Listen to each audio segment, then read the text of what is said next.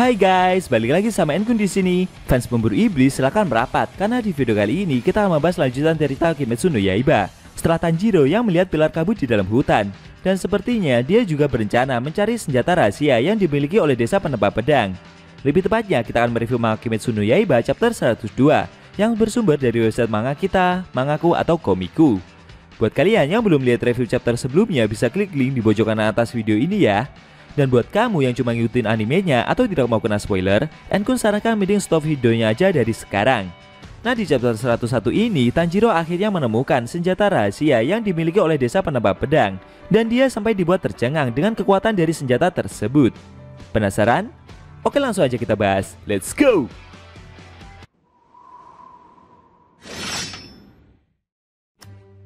Di awal scene kita diperlihatkan Tanjiro yang melihat pilar kabut Muichiro sedang berbicara dengan seorang bocah dari kejauhan. Ternyata sedang terjadi pertikaian antara mereka berdua. Bocah itu meminta Muichiro untuk pergi dan dia tidak mau menyerahkan kunci yang pilar tersebut mintai sebelumnya. Tanjiro yang melihat dari kejauhan bingung dengan apa yang terjadi.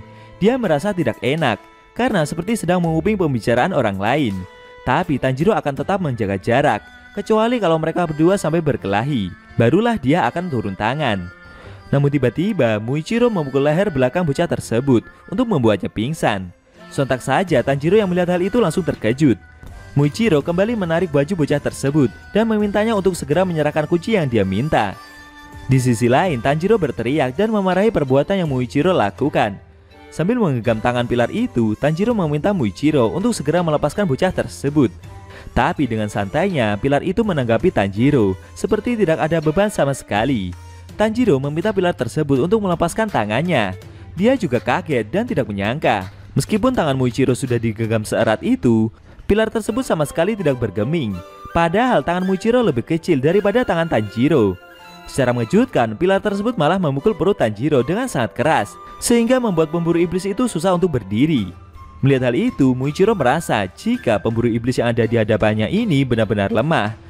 Dia tidak habis pikir bagaimana bisa Tanjiro dapat masuk ke dalam korps pemburu iblis hanya dengan memiliki kekuatan serendah itu. Sesaat pilar tersebut sempat merasa ada seorang iblis yang sedang berada di dalam tas kayu yang Tanjiro bawa. Namun belum sampai tangan Muichiro menyentuh tas kayu itu, dengan rasa emosi Tanjiro menampik tangan pilar tersebut dan meminta untuk menjauhkannya dari tas kayu miliknya. Secara bersamaan, dengan gerakan cepatnya, Tanjiro juga menyelamatkan bocah yang sedang digenggam oleh pilar itu. Muichiro sempat terkejut sesaat, tapi meski sudah diselamatkan, bocah itu malah merasa curiga juga dengan apa yang sudah Tanjiro lakukan. Bocah tersebut berkata jika dia tidak akan menyerahkan kunci yang dia bawa kepada siapapun, meskipun harus disiksa sekalipun.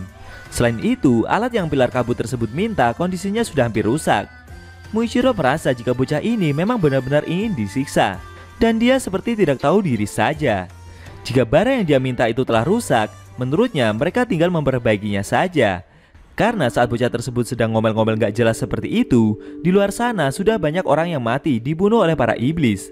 Sambil menyombongkan diri, Muichiro berkata jika waktu yang dia miliki sangatlah penting. Selain itu, penebak pedang tidak bisa bertarung, termasuk menyelamatkan banyak orang. Yang bisa mereka lakukan hanya membuat senjata saja. Menurut Muichiro, bocah itu akan mengerti jika dia menggunakan sedikit otaknya untuk berpikir. Lalu pilar tersebut kembali meminta kunci kepada bocah itu agar bisa membuka alat yang dia minta.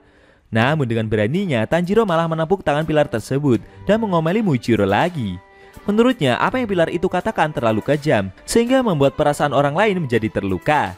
Sambil menunjukkan wajah santainya itu, Muichiro merasa bingung dengan apa yang pemburu iblis tersebut katakan. Tanjiro berpendapat jika seorang penebak pedang itu memiliki pekerjaan yang sama penting. Mereka memiliki kemampuan hebat yang berbeda dengan para pendekar pedang. Karena kalau mereka tidak membuat pedang untuk para pemburu iblis, korps pemburu iblis tidak akan bisa berbuat apa-apa. Pendekar pedang dan penebak pedang saling membutuhkan agar bisa bekerja dengan baik. Mereka sama-sama bertarung dengan tujuan yang sama, serta mereka juga terus bertarung setiap hari, meskipun di tempat yang berbeda. Secara tak terduga, tidak jauh dari sana ada Hagane Zukasan yang mendengar pembelaan yang Tanjiro lontarkan. Melihat sikap yang Tanjiro tunjukkan seperti itu, membuat Hagane Zukasan merasa bersalah. Dalam hatinya, dia meminta maaf atas perbuatan yang sudah dia lakukan. Di sisi lain, Muichiro yang mendengar penjelasan dari Tanjiro tersebut malah merasa jika dia telah membuang-buang waktu saja. Secara mengejutkan, pilar kabut itu memukul leher Tanjiro dan kali ini sampai membuatnya pingsan. Saat masih belum sadar, Tanjiro seperti mendengar suara dari Hagane Zukasan yang sepertinya sedang berbicara dengan bocah bertopeng itu. Hagane Zukasan berencana menolong Tanjiro yang sedang pingsan tersebut. Namun bocah itu berkata, biar dia sendiri saja yang mengurus pemburu iblis ini. Dan akhirnya Hagane Zukasan pergi meninggalkan mereka berdua.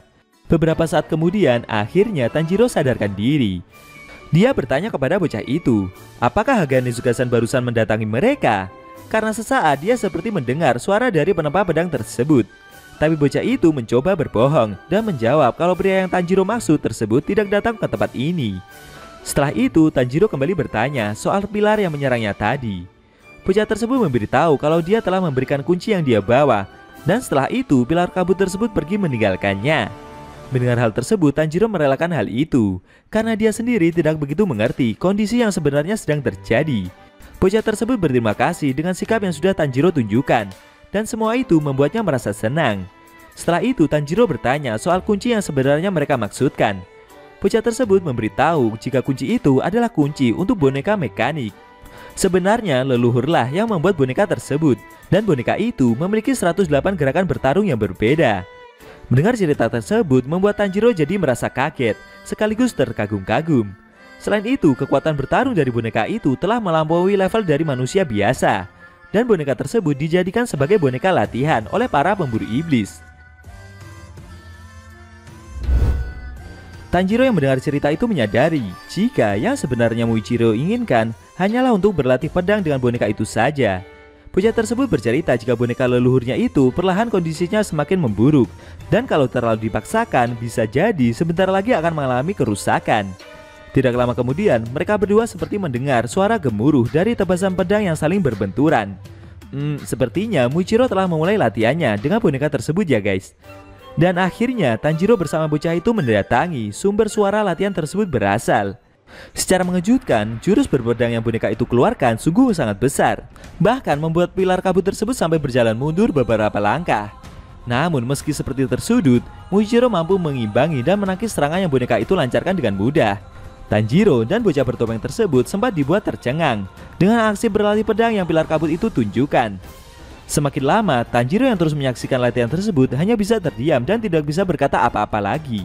Karena level bertarung yang mereka tunjukkan berada di atas rata-rata pemburu iblis pada umumnya.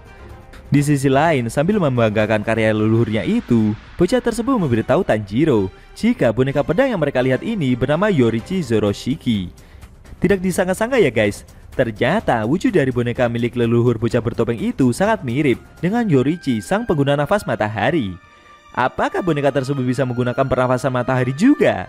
Lalu, apakah level bertarung dari boneka itu juga mendekati dengan Yorichi yang asli? Sayang sekali, scene cerita manga Kimetsu no Yaiba chapter 102 telah berakhir.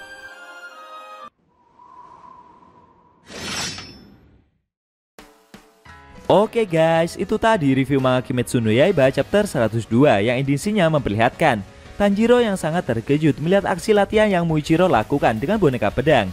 Yang secara kebetulan wujud dari boneka tersebut sangat mirip dengan Yorichi, sang pengguna nafas terkuat. Bagaimana menurut kamu? Jangan lupa tinggalkan komentar kalian ya. Kalau mau nonton review sebelum atau selanjutnya bisa klik link di deskripsi. Linknya udah Mimin taruh di sana kok.